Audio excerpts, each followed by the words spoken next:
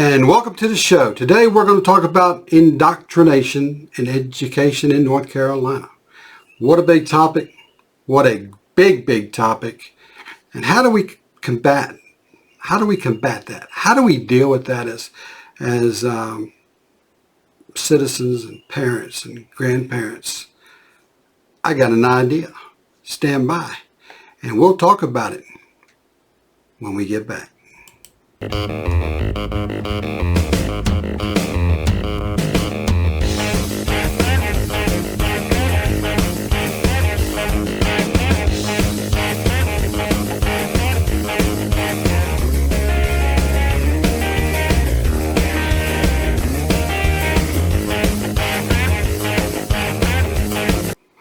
All right, folks, welcome back.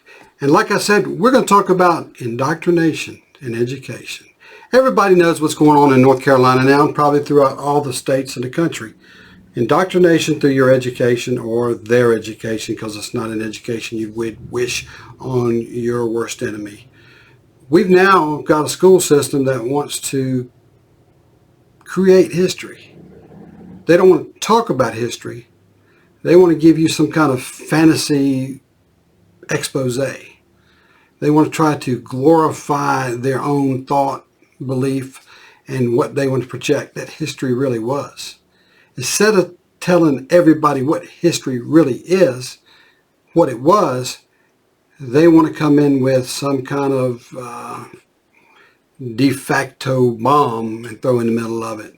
So we're going to talk a little bit today about that. So you send your child to school, you want them to learn about George Washington. But when they come home and you ask them about George Washington, you say, who was George Washington? Of course, we want to hear from them. He was the first president of the United States. He crossed the Delaware River. We want to hear about Valley Forge. But the next thing you hear is, he's that guy that's got his face on the dollar bill who needs to come off of there because he was this and he was that. He was a mean guy. He was a bad guy. You now know indoctrination of your child has begun. And how do you deal with that? How do you deal with that? You hold people accountable. Our problem is we're not holding anybody accountable. We don't hold people accountable. We scream, we yell, we fuss, but we don't really go to the school boards. We really don't stand in the front. Why? Because we're scared people are going to say, listen to him. Oh, he's such a conspiracy kind of guy. Oh my gosh, listen to what he says. Remember one thing, these are your children. They're not the school's children. You're obligated to take care of your child. They're not. And they won't. And they prove it every day when you send them to the public school system. So unless the public school system steps up and does what they're supposed to do by teaching history, an education, a real education for real history, and not that fantasy land BS that they're putting out there, take control of your child's education, folks. There's options. Whether it's send them to a private school, whether it's send it to some kind of school that gets them away from there and puts the facts, the real hard, cold facts back into their basket of education. That's what you need to do. Hold people accountable. You see, teachers have unions. Children don't. Teachers are protected. Children are not. Who's obligated to protect your children? Not your teachers. You are as parents. So you got to start doing that. You got to step up to the plate. You got to be the parent that you know you need to be. Hold these schools accountable. Now, another thought, try to get 20 or 30 of you together. Try to find a couple of teachers. There's some of them that aren't working right now. You know, Zoom classes work. In-home schooling works. Whatever it takes. All of you get together. Put your money into one big pot. Try to come out and bring this on. If you have 20 or 30 kids and they're all needing education, find a teacher or two that can do it online. But they will teach the topics that are required or needed. These nonsensical topics out there are just that. You can't allow people to teach your children bad things or bad habits. It's like trying to teach a child to eat and let the teacher say, we're going to do it for you. And they come home and throw away the forks, the knives, the plates, and the spoons and say, you know what? We weren't born with these. We just eat with our hands. It doesn't work that way, folks. Things do change. Use it, the education at the level. So the bottom line is, rolling with the flow, let's get our children protected. Let's educate our children, and the only way we can do it. Now, without further ado, let's talk about the video. Now, do I want to talk about, well, let me just show it. How about that?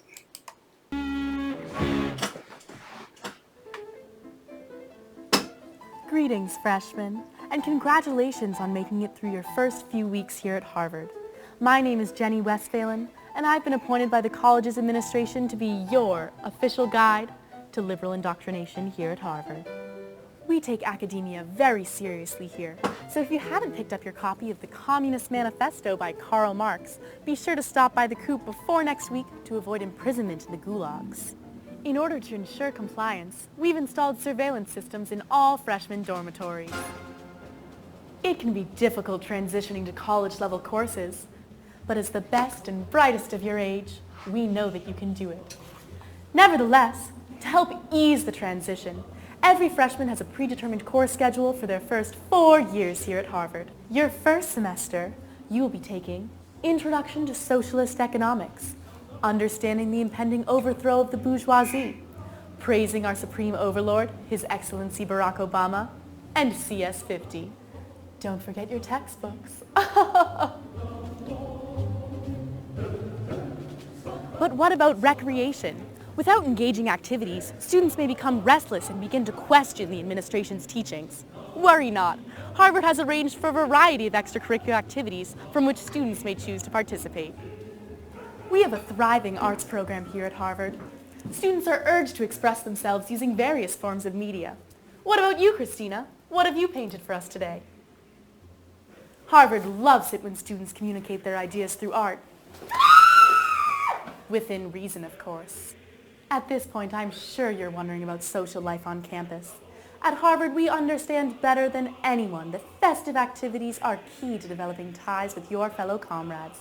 Let's go check out that party scene now. But how can the proletariat eat if not by the flesh of the capitalists? I believe we should imprison those who impose the mission of our comrades. Well, I don't know, guys. That kind of sounds like what they did in the Soviet Union, and that didn't end well.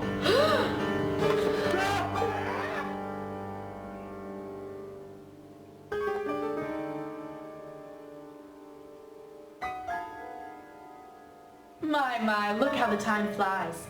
It's almost curfew, so I'd better get going. Thanks so much for joining me, and once again, welcome to Harvard.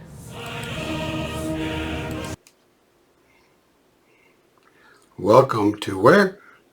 Welcome to your new education in the state of North Carolina. That's what it amounts to, folks. Exactly what it amounts to. If you don't think that your schools and your colleges are destroying the minds of your children, you need to wake up and realize the child you send to school today will not be the child that comes back to you tomorrow. Think about that. I'll leave that with some thought. And just know that this is a fight that we're all in. I have a grandchild that is still in school. Actually, technically, I have 2 grandchildren that are in school. And I'm not willing to give up the ship, not here in North Carolina or anywhere in this country. We owe it to our children to make sure they get the right, correct, the proper education, the one of the facts, not something that lives in fantasy world or fantasy land, somewhere where safe spaces are created, where people can cuddle up and hide or get in the corner in a fetal position and scream and holler for the boogeyman to go away. The boogeyman that doesn't exist in that corner. So think about that, folks. You might not like what I say, but you got to listen to it, because what I'm telling you is a plain and simple fact. Now, the reality is a simple one, that we've got to make sure that when we get up there, every day that when we do what we have to do and we educate our children, we should never, ever apologize for doing the right thing. So folks, let's get busy. Let's make it happen. Let's change the state. Let's change the country. Let's change the world. We can do big things. We can do great things. And we can do greater things. But we can't do it if we do nothing. So as I always say, no matter where you go, what you do, be real, be safe, and always be ready.